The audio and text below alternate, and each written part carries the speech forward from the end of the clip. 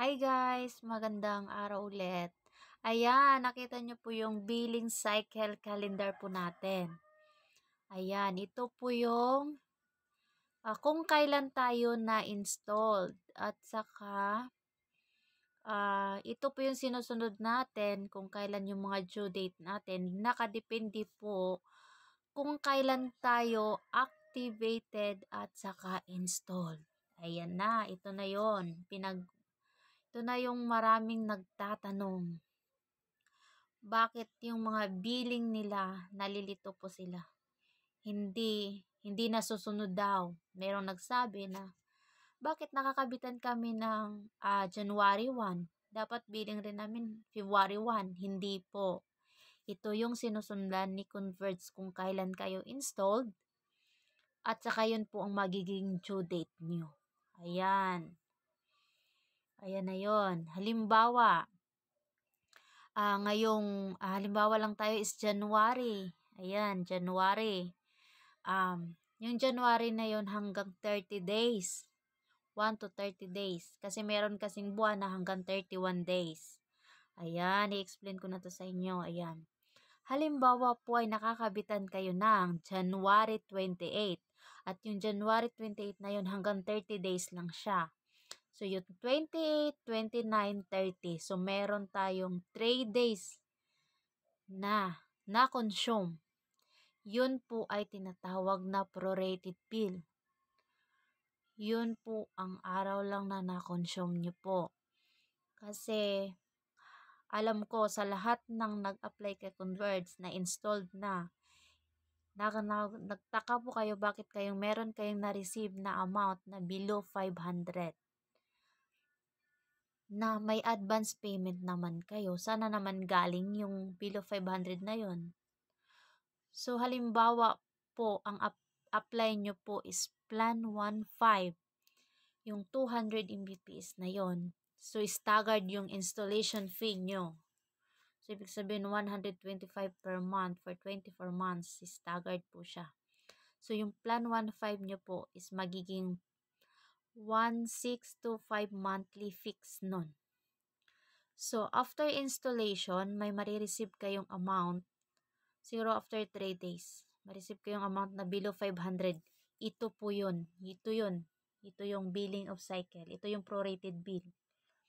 Kung saan kayo installed, kung anong pitsa kayo installed, at saka active, dyan po mag-start ang billing ni Converge. Hindi po may nagsabi na, nakabitan na kami ngayon, baka mamaya magbabayad kami ng malaki hindi, bakit hindi pa po kami active?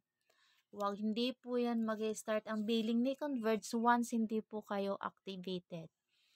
So, kung activated na kayo, dyan po mag-start ang bill ni Converge.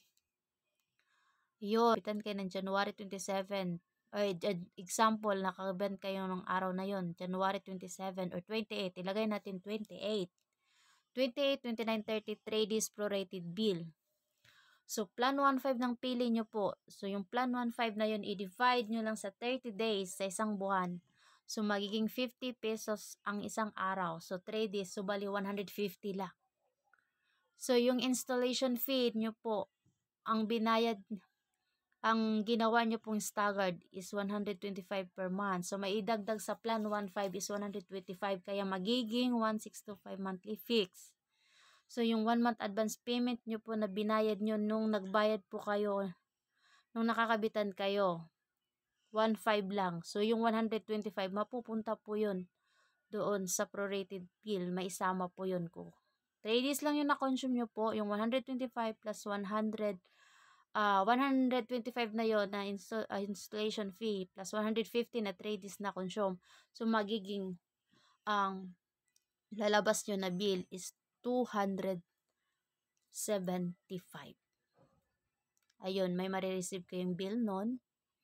Merong iba na hindi, may mga point na sense yun So, kailangang hindi na insakto sa isang araw. Kaya, minsan na hindi naging fix 50 yun. Bumababa pa nun yung iba. Kaya, ano lang naman po ito, mga expected commission lang ni Converge. Kaya, sample lang po ito.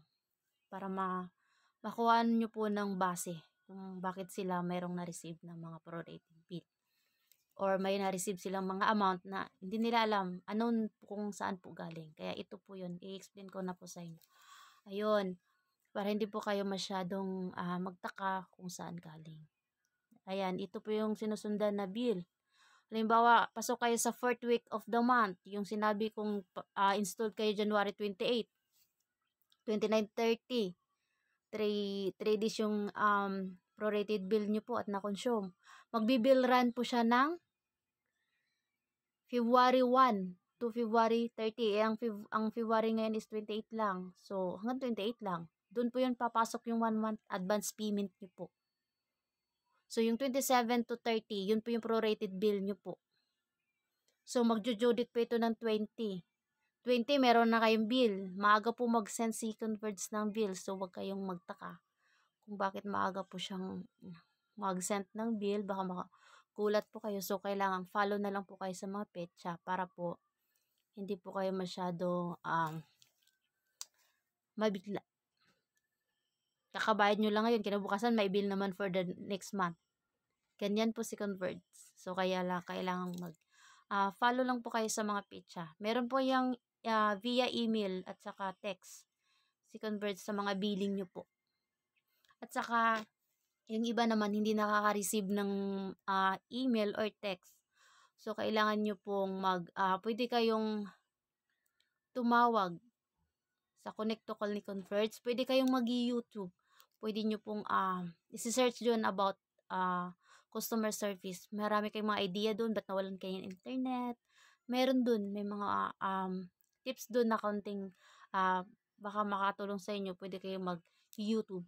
Meron po kayong masi-search doon about kay Converts. About billing, about troubleshooting, mga ganun yung wala kayong mga internet. Tapos, paano mag-connect to customer service, ganun, marami po doon. So, pwede kayong mag-visit doon para po makuhaan nyo po ng idea kung paano. Ayan po.